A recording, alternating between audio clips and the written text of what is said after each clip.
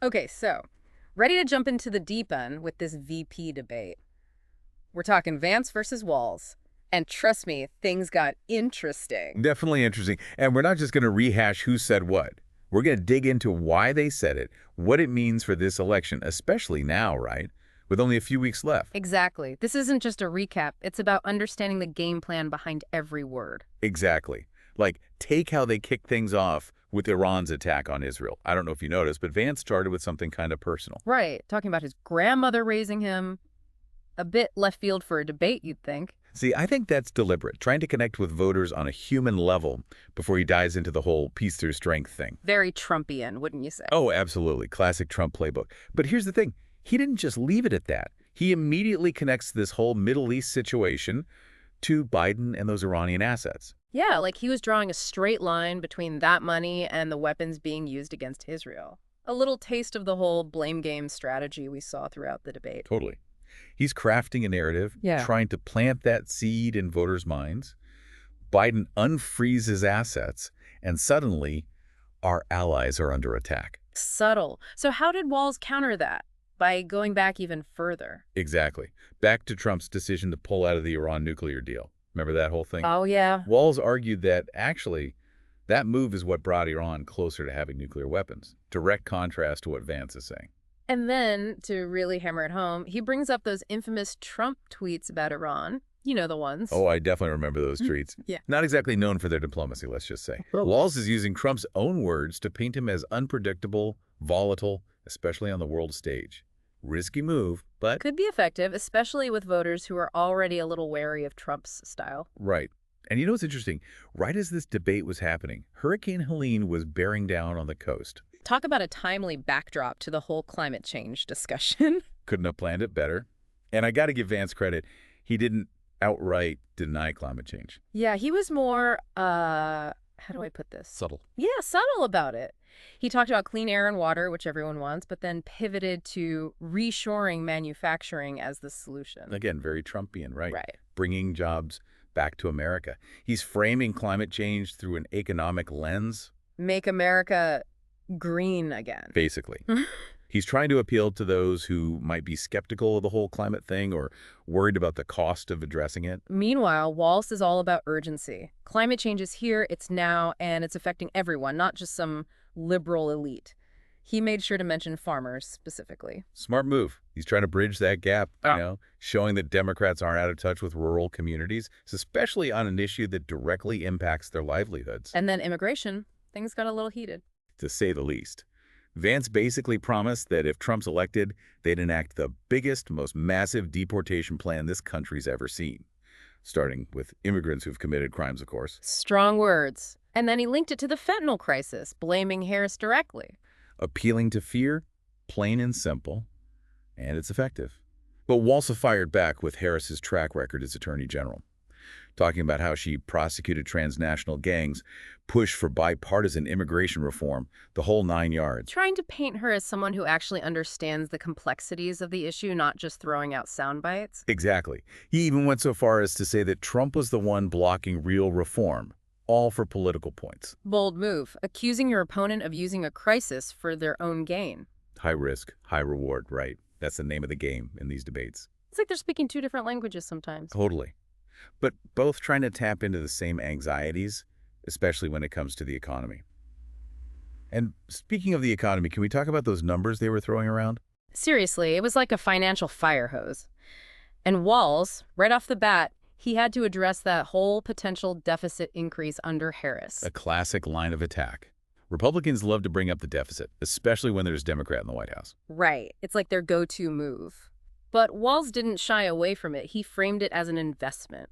You know, affordable housing, middle class, making sure the wealthy pay their fair share. The classic Democratic talking points. But he did a good job of connecting those policies to people's everyday lives. He wasn't just talking about abstract economic theories. He was talking about putting food on the table, keeping a roof over your head. Right, making it relatable. Vance, on the other hand, he went straight for the jugular, blamed Harris for inflation, rising costs, you name it. He kept hitting that point that she's already in a position of power, asking, why hasn't she fixed this already? The incumbent's dilemma. If things are bad, it's your fault. even if those problems existed long before you took office. Right, like there's some magic wand they can wave to make everything better overnight. If only it were that easy. But governing is messy. It's complicated. There are rarely quick fixes. And speaking of messy, they didn't shy away from getting personal either, dredging up past statements, controversies. It's par for the course these days. Everything's on the record thanks to social media, like that whole thing with Walz and his trip to China during the Tiananmen Square protests. Right. There were some discrepancies in his account of when he was there, what he actually saw. He seemed flustered by it, which is rare for him. Admitted to misspeaking, emphasized that he learned from the experience, but you could tell it was a bit of a stumble. Yeah, and those can be tough to recover from, especially when your opponent's already trying to paint you as untrustworthy. In Vance, he had his own reckoning with the past to deal with. Remember those old comments he made about Trump, calling him unfit and comparing him to Hitler? Oof, yeah. Not exactly ringing endorsements. I'm sure those came back to haunt him during this campaign. Big time. He tried to walk it back, of course, admitted he was wrong about Trump, praised his economic achievements. The old, I was wrong, but... Does that ever really work?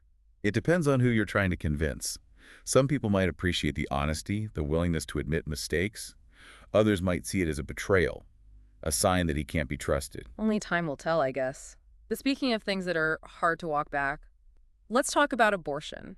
It's always a flashpoint in these debates. Always guaranteed to get people fired up on both sides. And O'Donnell went there, straight up asked Walz if he supported abortion in the 9th month of pregnancy, even brought up Trump's claim from the presidential debate. A very calculated move. It's about framing the issue in the most extreme way possible.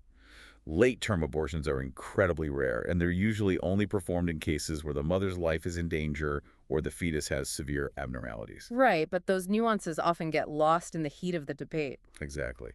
It's about creating a soundbite, not having a nuanced discussion about a complex issue. So how did Walz handle it? He didn't take the bait, denied supporting such procedures, focused on the very real harms caused by these abortion bans, talked about women being denied necessary medical care, even in life-or-death situations. Trying to shift the focus back to the real-world impact of these policies. Exactly. He also brought up this thing called Project 2025, which I have to admit I hadn't heard of before. Yeah, what is that all about? Think of it as a conservative wish list for a second Trump term. One of their top priorities.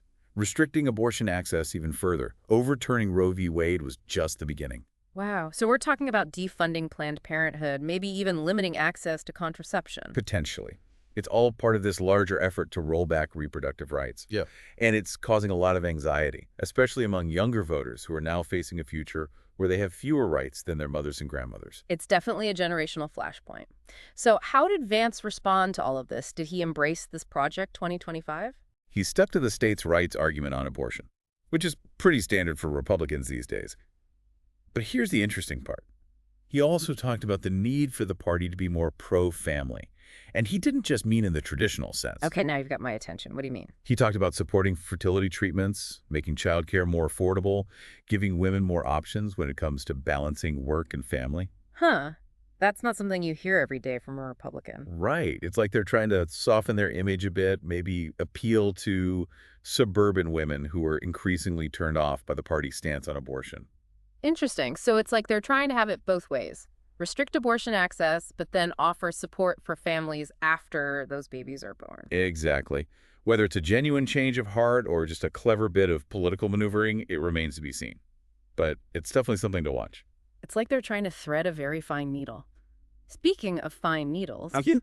From one hot-button issue to another, let's talk about gun violence. An issue that, sadly, never seems to go away. Vance, while he basically said he's against most gun control measures, he did seem to acknowledge that something needs to be done. Talked about increasing school security, stronger doors, more resource officers, that kind of thing. The classic harden the target approach. Yeah. Instead of addressing the root causes of gun violence, let's just make it harder for shooters to get to their targets. Which feels a little like putting a Band-Aid on a bullet wound. Right. It's a short-term solution to a much larger problem. So what was Walz's take? He emphasized research, common sense solutions, that kind of thing.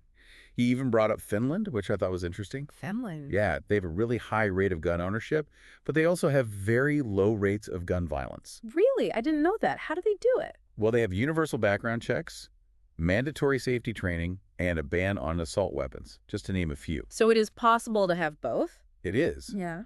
but it requires a different way of thinking about guns, a different culture around gun ownership. Mm. It's not just about individual rights, it's about collective responsibility. That's a tough conversation to have in this country.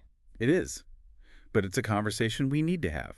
And speaking of tough conversations, let's not forget about the housing crisis. Oh, man, don't get me started. That's a whole other can of worms. All right, it's affecting everyone, everywhere. And Walz tapped right into that anxiety. Talked about how important stable housing is, not just for families, but for the economy as a whole. He gets it. He understands that this isn't just some abstract policy issue. It's about real people's lives. And he actually offered some concrete solutions, too, like those down payment assistance programs he championed in Minnesota, streamlining regulations to encourage building, actually doing something to address the problem. Exactly. He's not just talking the talk. He's walking the walk. And that's what people want to see. Yeah. Leaders who understand the struggles everyday people are facing and are actively working to make things better. Okay, but I gotta ask, what about Vance? What was his solution to the housing crisis? Well, he went back to a familiar refrain, blaming illegal immigration. Ah, yes. The old blame the immigrant strategy. It's a tried and true tactic, unfortunately. It's easier to point the finger at outsiders than to acknowledge the complex systemic factors that contribute to these problems. So basically, no real solutions from Vance on the housing front. Well, he did mention this idea of using federal lands for building, but he was pretty vague on the details. Which always makes me nervous. It's like, okay, sounds good in theory, but what are the potential downsides? What are we sacrificing in the process? Right, because there are always trade-offs. Always. And then, of course, healthcare reared its head. It's like that issue that never really goes away, does it? Never. Especially with the whole Affordable Care Act legacy still looming large, Yeah, right? right. Speaking of which, Vance had to try to explain away Trump's whole concepts of a plan thing. Remember that? When he promised to repeal and replace Obamacare, but didn't actually have a plan. Oh, yeah. That was a rough moment for Trump. But Vance tried to defend it, saying you can't expect a candidate to just whip out a 900-page healthcare bill in the middle of a debate. Okay, fair enough. But it did kind of feel like he was winging it back then, like he hadn't really thought it through. Yeah. It fed into this whole narrative that he was more interested in blowing things up than actually governing. So how'd Vance try to spin it? He emphasized Trump's actions over his words, pointed to things like the administration lowering prescription drug costs. Like, hey, look at what he actually did, not just what he said. So actions speak louder than words. Exactly. But Walz wasn't having it.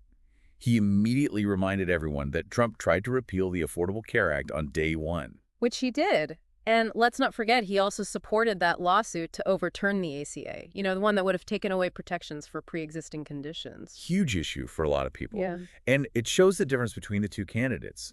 Walz made it clear that a Harris administration would protect and build on the ACA, make healthcare more affordable, accessible, that kind of thing. It's interesting, isn't it, how healthcare always comes down to this fundamental difference in philosophy. Is it a right or a privilege? It's a question that goes way beyond healthcare, really. It's about the role of government, individual responsibility. Yeah, big picture stuff. So moving on, there was actually a moment where Vance and Walz seemed to agree. Did you catch that? Wait, really? When was this? When they talked about paid family leave, they both expressed some level of support for it, a rare glimmer of bipartisanship. Wow, that is surprising. Although I'm sure they have very different ideas about how it should work. Oh, absolutely. They didn't get into the nitty-gritty policy details. But hey, at least they agree that it's an issue worth addressing, right? For sure. And it's a big deal for a lot of working families, especially women, who often bear the brunt of childcare responsibilities. Yeah. And Vance even got personal about it, talked about his own wife, who's a lawyer and a mom of 3, talked about the need for more diverse childcare options, more flexibility. Interesting.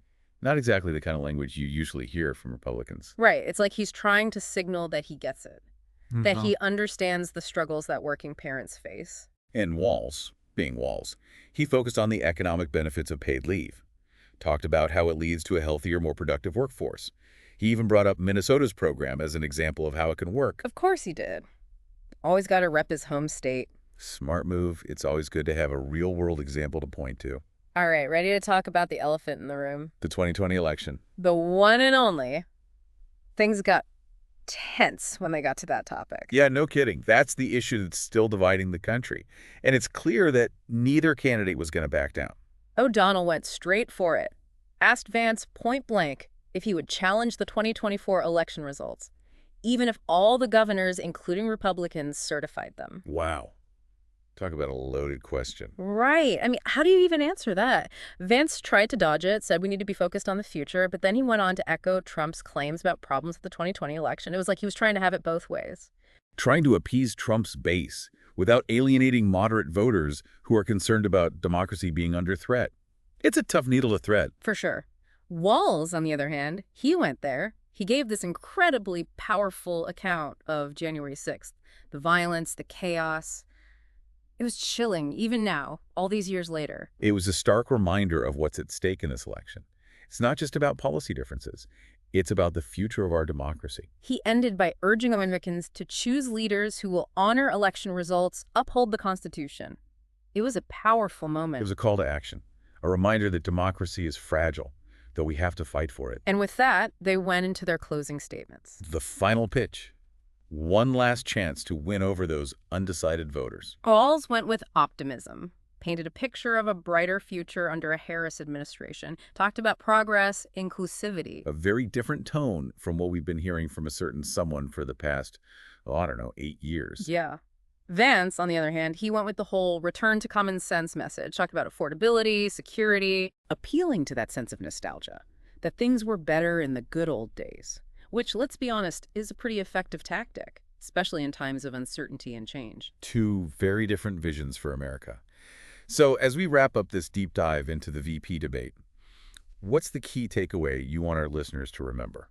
I think the biggest takeaway is that this election is about so much more than just policy. It's about our values, our identity, what kind of country we want to be. Big questions. The kind that don't have easy answers. Exactly. And it's up to each of us to decide what kind of future we want to create. Well said. And on that note, we'll leave it there. It's been a wild ride unpacking this debate with you. Until next time, keep diving deep, keep those critical thinking skills sharp, and most importantly, stay engaged.